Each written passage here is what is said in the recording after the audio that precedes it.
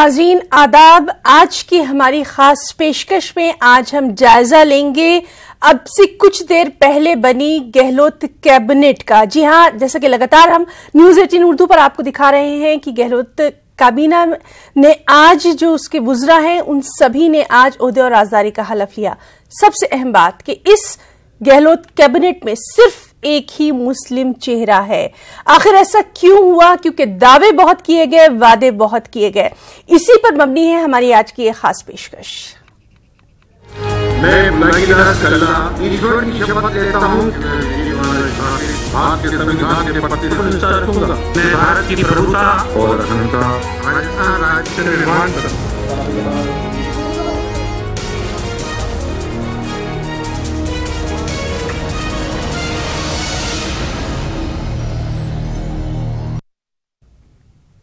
तो गहलोत काबीना में 23 असेंबली अराकीन शामिल हो चुके हैं, लेकिन इन 23 अराकीन में सिर्फ एक मुस्लिम चेहरा है।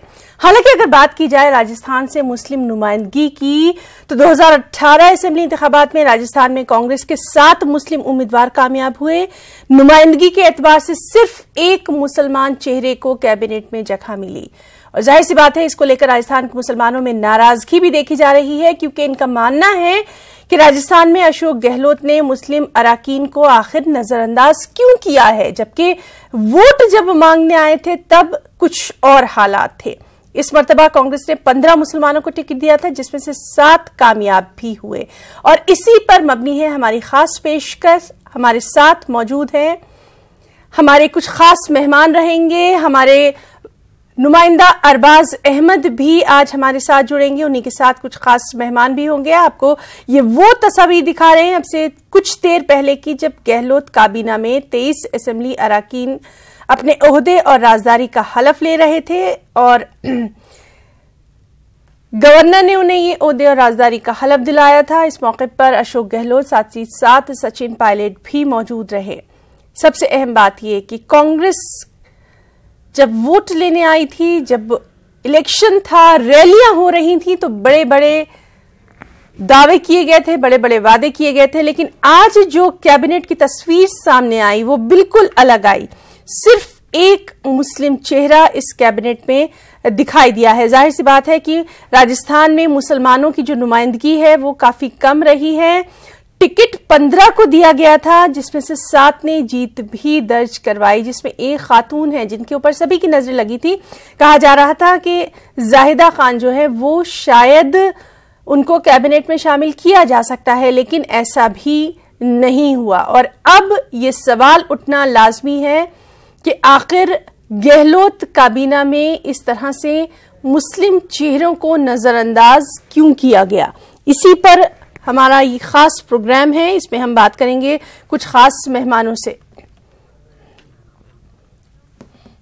तो चलिए हम शुरुआत करेंगे। हमारे साथ मौजूद हैं हमारे रिपोर्टर अरबाज अहमद और उनके साथ वहां पर मौजूद हैं खास मेहमान। आपका उनसे तारुफ करवा देते हैं। हमारे साथ मौजूद हैं निजाम कुरैशी साहब, जो कि सदर हैं राजस्थान माइनॉरिटी डिपार्टमेंट कांग्रेस से, और अब्दुल लतीफ आरको साहब, जो कि सदर है राजस्थान दलित मुस्लिम एकता मंच से। तीनों मेहमानों का हम बहुत बहुत इस्तकबाल करना चाहेंगे।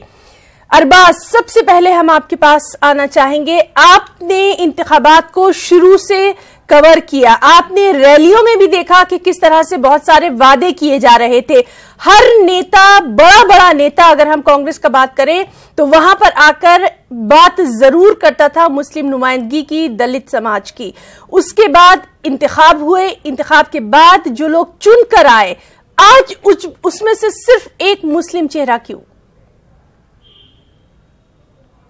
जी बिल्कुल, ये बड़ा एक सवालिया निशान है। जिस तरीके से राजस्थान के अंदर अगर हम देखें कि 23 लोगों को उन्होंने मंत्रिमंडल के अंदर शामिल किया है,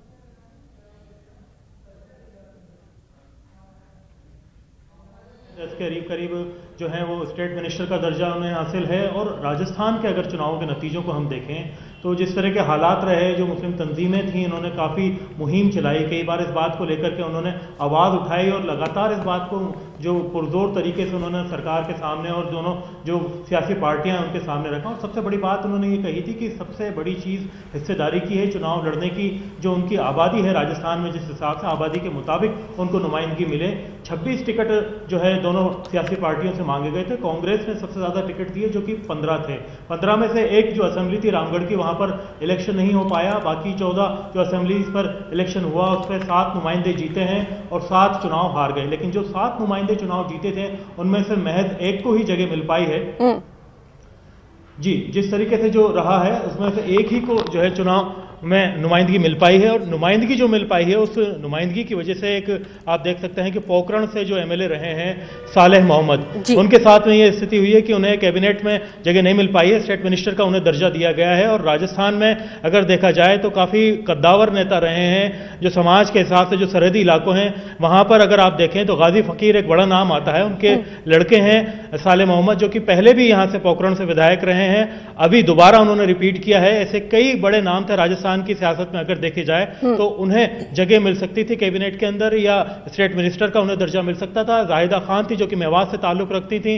उनके अलावा जो राजधानी जयपुर के अंदर 2 बड़े चेहरे जो हैं मुस्लिम वो जीत करके आए थे, जो सीट पहले कभी अगर देखा जाए तो कांग्रेस नहीं जीत पाई थी। किशनपोल से जीत हुई थी अमीन कागजी की, आदर्श नगर से जीत हुई थी यहाँ पर जो रफीक खान है उनकी, और भी कई ऐसे नेता है कद्दावर जिनकी बात करें, जो अमीन खान है जो कि शिव से ताल्लुक रखते हैं, बाड़मेर के सरहदी इलाके से, रेगिस्तानी इलाका है, वहाँ से हमेशा वो जीतते रहे हैं। पहले भी वो जो है माइनॉरिटी मिनिस्टर रहे हैं, उन्हें भी इस बार दूर रखा गया और काफ़ी जो है अगर देखा जाए परसेंटेज के लिहाज से 7 नुमाइंदे जीत करके आए, महज एक को ही स्टेट मिनिस्टर का यहाँ पर जो है मुकाम मिल पाया है। जी, हमारे साथ मौजूद है निजाम कुरैशी साहब भी।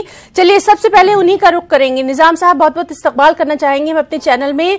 सवाल उठना लाजमी है, क्या कुछ आगे उम्मीद की जा सकती है कि हाँ ये जो नाम है इसमें बढ़ोतरी होगी? बिल्कुल बिल्कुल जी, बिल्कुल बढ़ोतरी होगी। खाली एक स्टेट मिनिस्टर हम धन्यवाद देना चाहते हैं अशोक गहलोत जी का और सचिन पायलट साहब का कि उन्होंने हमारे कहने से हमारी रिक्वेस्ट पे 15 टिकट माइनॉरिटी के लोगों को दिए, जिसमें से 7 हम जीत गए हैं। एक पे अभी इलेक्शन नहीं हो पाया ड्यू टू डेथ। तो आप चिंता छोड़िए, कांग्रेस में हमेशा मुसलमानों का पक्ष लिया है और मुसलमानों के लिए ही इनको और आगे प्रतिनिधित्व मिलेगा हमारे लोगों को। और हम उम्मीद करते हैं अशोक गहलोत जी से और पायलट साहब से। जी निजाम साहब हम यहाँ आपसे ये जरूर जानना चाहेंगे, निजाम साहब ये जरूर जानना चाहेंगे कि उम्मीद हम आगे कर रहे हैं, हमने क्यों नहीं अभी ये मांग रखी कि आज जो ये इतनी बड़ी कैबिनेट बनी है उसमें कम से कम कुछ अहम नाम तो शामिल किए जाते। एक मुस्लिम खातून को भी हम शामिल नहीं कर पाए।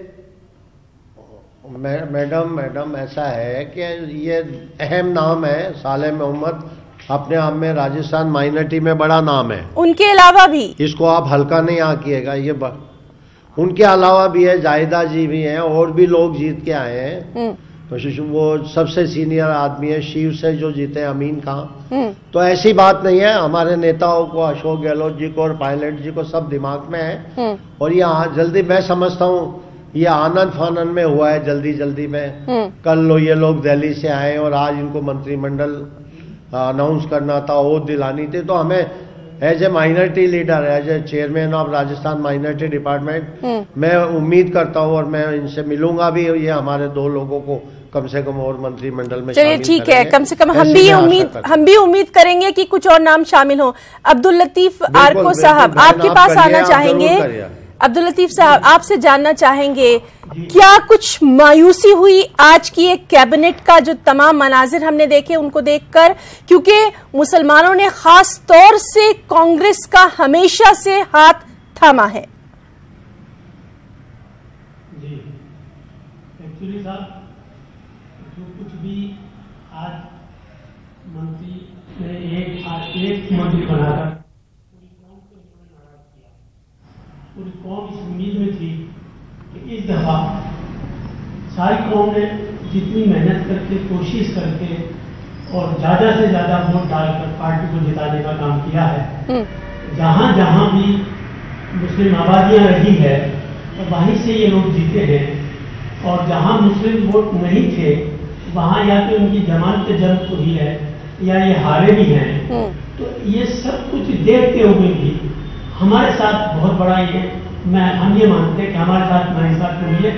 हमें कम से कम 3 मंत्री मिलने चाहिए थे, तो इन्होंने नहीं दिए हैं, जबकि जितना इस दफा मुसलमानों ने बढ़ चढ़कर मतलब ये हिस्सा लिया है। जी जी जी। ऐसा लगता है कि जो बीजेपी ये कहती चली आई है कि कांग्रेस जो है वो मुसलमानों की पार्टी है, तो कांग्रेस ने ये साबित कर दिया कि हम मुसलमानों की पार्टी नहीं है।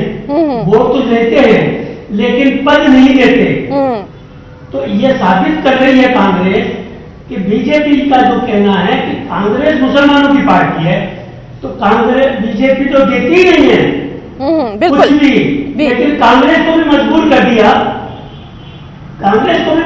दिया, कि ये भी मुसलमानों को कुछ ना दे।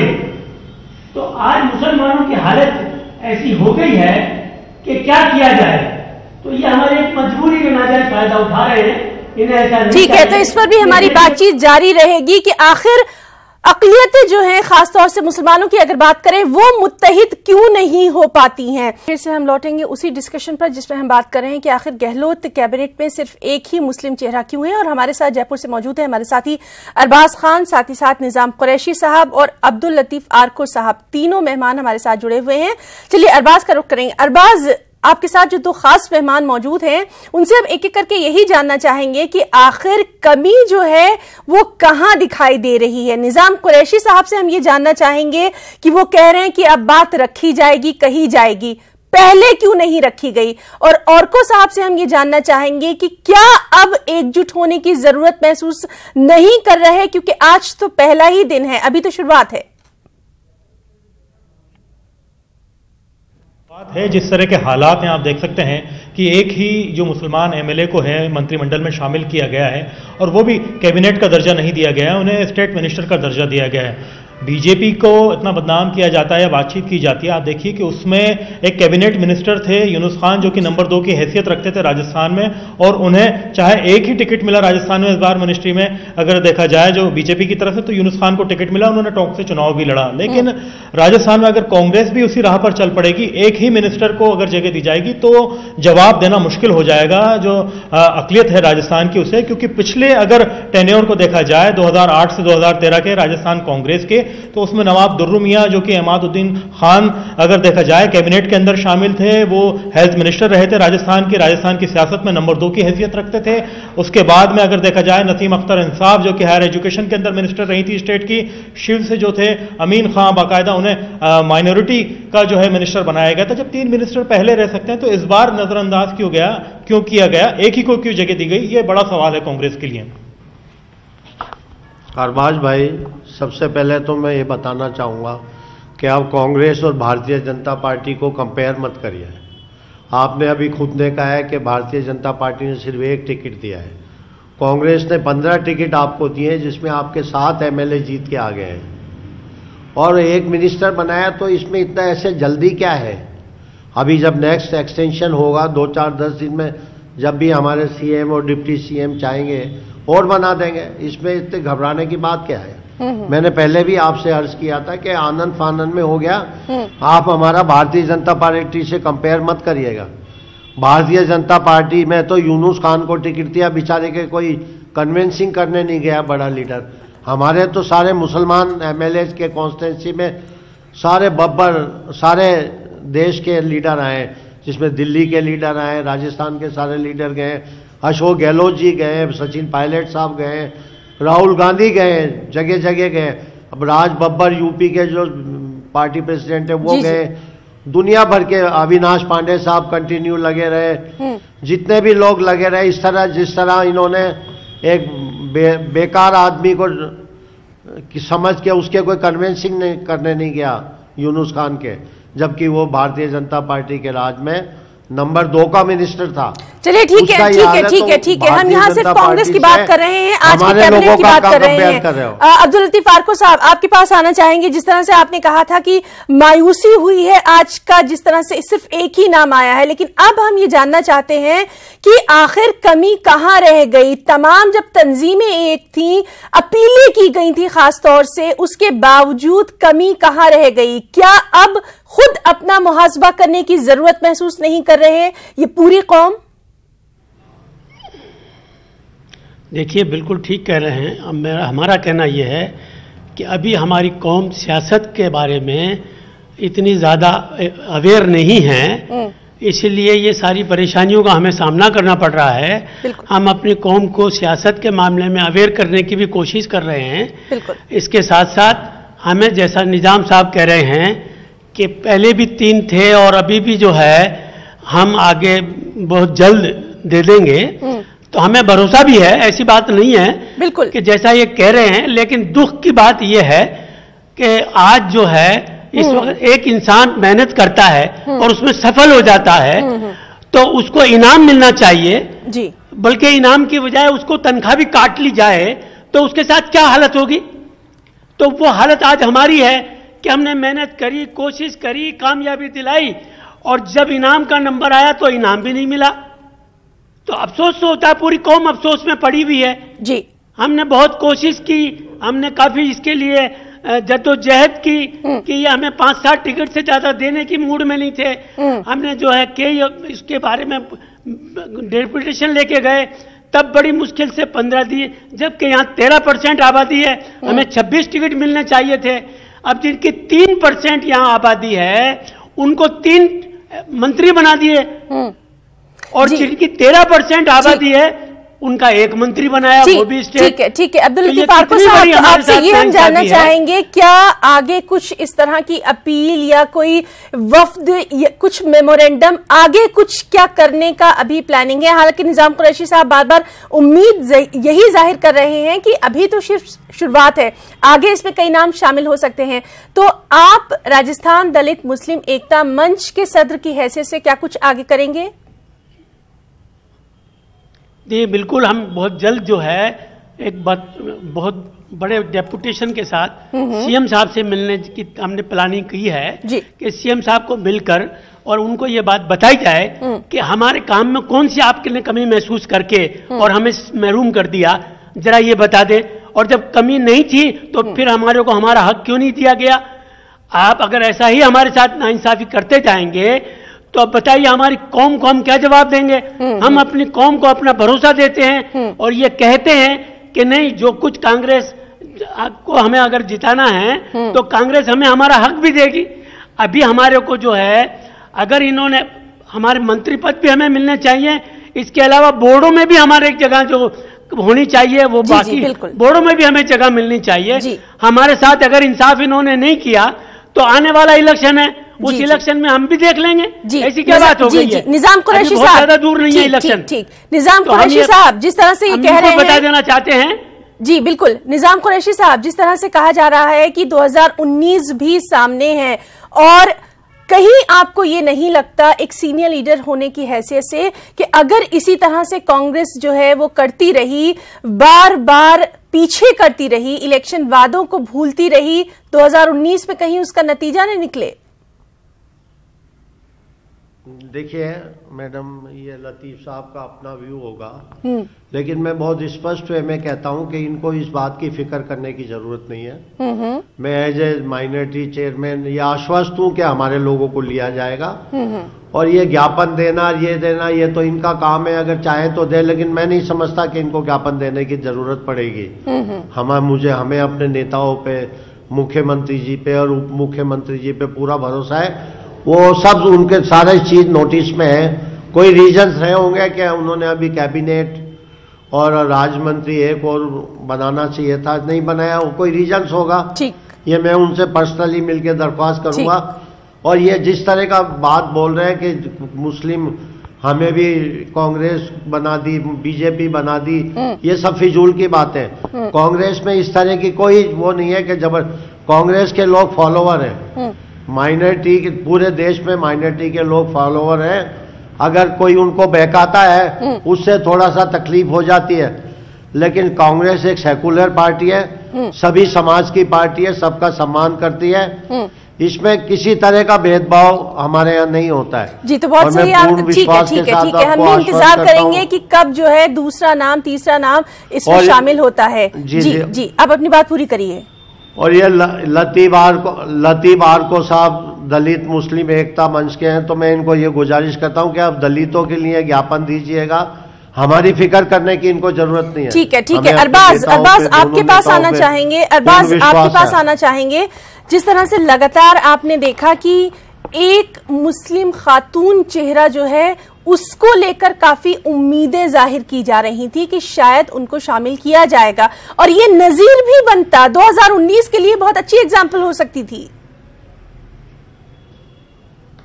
जी बिल्कुल, जाहिदा खान की यहाँ पर बात की जा रही है जो कि मेवात इलाके से आती हैं। मेवात इलाके ने बड़ा अगर देखा जाए सपोर्ट किया है इस बार कांग्रेस को। जिस तरह का जो नतीजे हैं सामने उसको देख करके आप देख सकते हैं कि जो योगी हैं यूपी के सीएम, उन्होंने भरपूर कोशिश की कि अलवर के उस इलाके में जहाँ पर कई मॉब लिंचिंग हुई, कई तरह के मामला सामने हुए, वहाँ पर पूरा पोलराइजेशन हो। लेकिन जिस तरह के नतीजे सामने आए वहाँ पर जो ग्रास रूट लेवल पर जो मेव नेता थे जो कांग्रेस से जुड़े हुए थे, उन्होंने अच्छा काम किया और उसका नतीजा ये रहा कि नतीजे भी सामने अच्छे आए और उनके नेता जीत करके भी आए। जाहिदा खान वो यहाँ पर नेता है जो कि खुद अगर देखा जाए कि राजस्थान की सियासत में काफी कद्दावर नेता इलाके से ताल्लुक रखती हैं। तैयब हुसैन जो कि एक पुराने कद्दावर नेता रहे हैं, कांग्रेस के 3 सूबों में अगर देखा जाए तो मिनिस्ट्री में रहे हैं, उनकी वो साहबजादी हैं और यहाँ पर बाकायदा राजस्थान की सियासत में बहुत अच्छा काम कर रही हैं। सभी को ये उम्मीद थी कि उन्हें इस बार मौका मिलेगा, लेकिन इस बार उन्हें मौका नहीं मिल पाया है। और जिस तरह के हालात रहे हैं उससे एक बड़ा सवाल हुआ है, क्योंकि अगर देखा जाए सिर्फ एक मुस्लिम कैंडिडेट ही नहीं, राजस्थान की सियासत में एक ममता भूपेश हैं जो एकमात्र ऐसी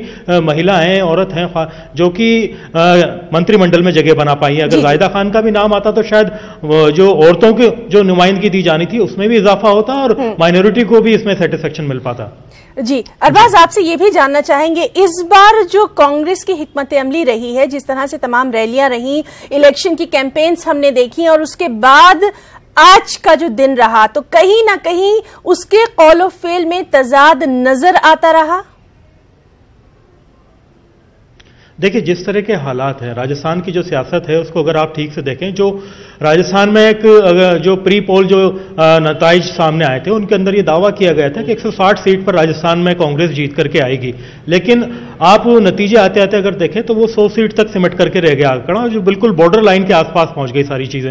इस चीज ने कहीं ना कहीं फिक्रमंद किया है पूरी कांग्रेस को। पोलराइजेशन से बचने के लिए मैं इसे एक बड़ा कदम मानता हूं कांग्रेस का, कि जो खुद मुख्यमंत्री अशोक गहलोत हैं या डिप्टी सीएम है राजस्थान के सचिन पायलट हैं, वो लोगों से पूरी तरह से वादा करते हैं कि हम फैस के बजाय हम काम करने पर यकीन करेंगे, यूथ को आगे लेकर के आएंगे जो पूरी एनर्जी के साथ तमाम कौमों को बराबरी का दर्जा दे, उनका काम करें। लेकिन ऐसी चीजों से जहां अगर देखा जाए तो बचने की कोशिश कर रही है कांग्रेस, जहां किसी भी तरह की कोई इस तरह की गुंजाइश होती है जिससे पोलराइजेशन को बढ़ावा मिले, क्योंकि 2019 एक बड़ी जंग इनके सामने है। बिल्कुल ठीक आपने कहा कि 2019 सामने है और उसी को देखकर अब तमाम पार्टियां जो है वो अपनी तैयारियां कर रही हैं। बहरहाल यहां निजाम कुरैशी साहब हैं जो कि काफी पुरुम्मीद हैं कि अभी तो ये शुरुआत है, आगे और नाम भी देखने में आएंगे। अब्दुल लतीफ आरको साहब हैं जिनका साफ तौर पर कहना है कि वो इस सिलसिले में नुमाइंदगी करेंगे। अपने तीनों खास मेहमानों का, अपने साथी अरबाज खान, निजाम कुरैशी साहब और अब्दुल लतीफ आरको साहब, तीनों का बहुत बहुत शुक्रिया अदा करना चाहेंगे।